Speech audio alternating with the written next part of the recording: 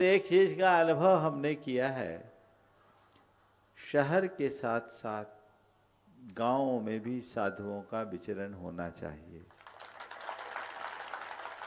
गांव में समाज थोड़ी होती है और समागम जब मिलता है तो उल्लास बहुत बड़ा होता है। 2 दिन हम जयसी नगर रहे। आप जयसी नगर के उत्साह का इससे अनुमान लगा लो कि उनने 2 दिन अपनी दुकानें बंद रखी। पूरी समाज ने पूर्ण भागीदारी से लाभ लिया। बस उद्देश्य यही होना चाहिए। भावनाएं आप लोगों की प्रबल है, किसी की कम नहीं है, और आप लोगों की भावनाएं पूरी करें तो 2-4 चतुर्मास भी कम पड़ेगा।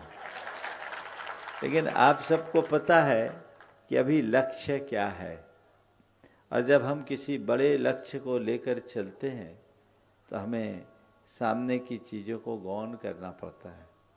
अगर हम छोटी छोटी भावनाओं और उद्देश्यों को प्रमुखता देंगे तो बड़े लक्ष्य कभी हासिल नहीं करेंगे। ये चीज़ केवल गुरुओं के समागम के संदर्भ में नहीं, जीवन के प्रत्येक पहलू पर विचार करने योग्य है। आप सबसे भी मैं यही कहता हूँ, एक है अल्पकालिक लाभ और एक है दीर्घकालिक हित। हम अल्पकालिक लाभ या खुशी के चक्कर में प्रायः अपने दीर्घकालिक हितों की उपेक्षा कर देते हैं। संत कहते हैं, जो दीर्घकालिक हितों की उपेक्षा करता है वो जीवन में विश्रांति नहीं पाता, और जो दीर्घकालिक हितों को प्रमुखता देता है वो अल्पकालिक खुशी का त्याग करके भी चिरस्थायी सुख का अनुभव करता है।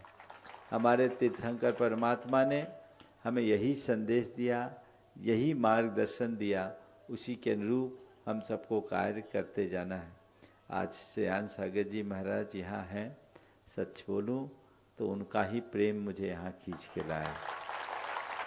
ये जब ब्रह्मचारी थे, ललितपुर में चातुर्मास था, कर्मकांड आदि का अध्ययन कराते थे, उस ग्रुप में सबसे ज़्यादा प्रतिभावान और मेधावी यही थे। आप लोगों का ये सौभाग्य है कि आपको ऐसे ज्ञानी विद्वान साधक का सानिध्य प्राप्त हुआ।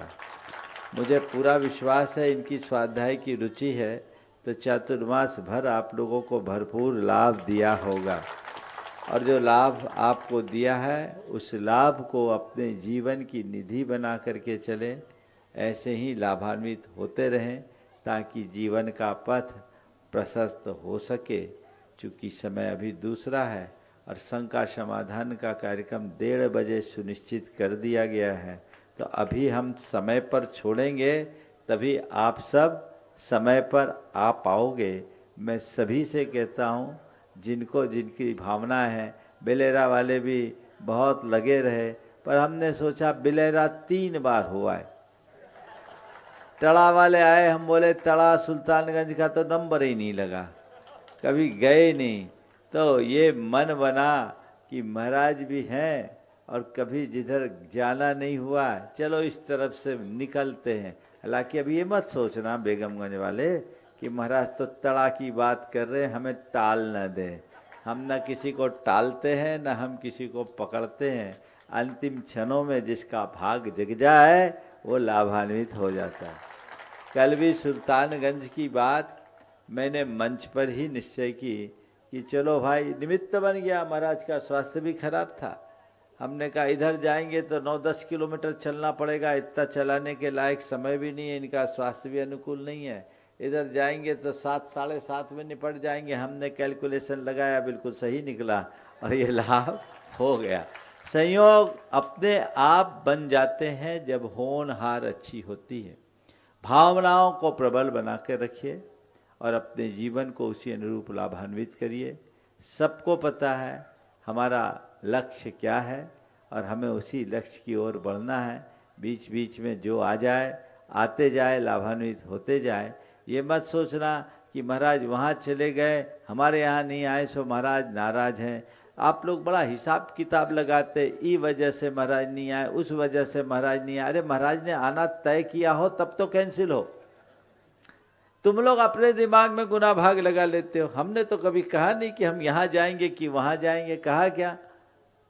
बस आप लोगों का एक ही लक्ष्य होना चाहिए, उन्हीं जैसी चर्या में यह चित्त सदा अनुरक्त रहे।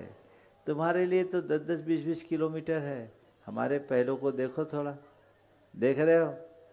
हाँ हाँ, तो अब इन्हीं पैरों से कितना चलना है आपको पता है। तो इन सब चीज़ों को देखते हुए गुरु हमारे गांव आए भाव रखो, उसके लिए प्रयास भी करो। पर कदाचित गुरु हमारे गांव ना आए तो हम गुरु के पास जाकर लाभ जरूर लें। गुरुओं की सीमा है, और आप लोग तो सब रिद्धिधारी हो, है कि नहीं है? बोलो। अब तो एक एक घर में जितने मेंबर उतने 4 व्हीलर हो गए हैं। तो लाभ लो, इन संसाधनों का सही उपयोग ये है। हर जगह हर गुरु का पहुंच पाना संभव नहीं है, लेकिन आप जहां चाहो वहां जरूर पहुंच सकते हैं। और हर गृहस्थ को साल में 2, 4, 8 दिन गुरुओं का समागम जरूर पाना चाहिए। उनके समागम से प्रेरणा मिलती है, दिशा मिलती है, दृष्टि बदलती है, जीवन परिवर्तित होता है। तो वो हमें चाहिए जिससे हम अपने जीवन को बदल सके, जीवन में स्थायी परिवर्तन ला सके। ऐसा सत्प्रयत्न सभी को करना चाहिए। अभी ज़्यादा समय नहीं है, इसी आशीर्वाद के साथ मैं विराम ले रहा हूँ। बोलिए अहिंसा परमो धर्म की जय जिनेंद्र। अगर आपको मेरी वीडियो अच्छी लगती है तो प्लीज़ मेरे चैनल को लाइक करें, शेयर करें और सब्सक्राइब करें। Thank you.